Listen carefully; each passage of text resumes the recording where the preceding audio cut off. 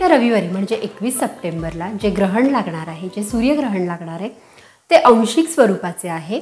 सूर्य अंशतः म्हणजे साधारण 72% झाकला जाणार आहे, म्हणून खंडग्रास सूर्यग्रहण आहे। या ग्रहणाच्या भारतातल्या वेळा काय आहेत हे बघूया।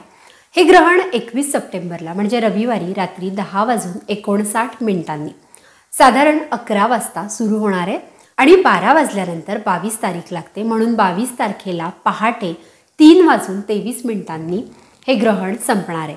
म्हणजे याचा एकूण कालावधी जो आहे हा 4 तासांपेक्षा जास्त आहे। आता अतिशय महत्त्वाच्या प्रश्नाचं उत्तर मी तुम्हाला देणार आहे।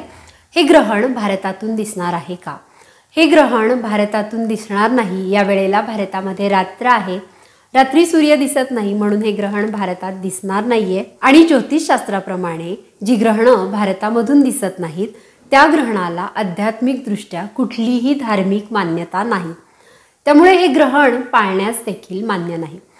तसं पाहता सूर्यग्रहणाचा सूतक काळ हा सूर्यग्रहण चालू होण्याच्या 12 तास आधीच चालू होतो। म्हणून आता तुम्हाला शंका असेल की याचे वेध पाळायचे आहेत का, सूतक नियम काही आहेत का, ते पाळायचे आहेत का? तर या ग्रहणाचे सूतक नियम, वेधादी नियम कुठलेही भारतामध्ये मान्य होणार नाहीयेत, त्यामुळे ते इथे पाळायचे देखील नाहीयेत। तुम्ही बिलकुल या ग्रहणाची चिंता करू नका।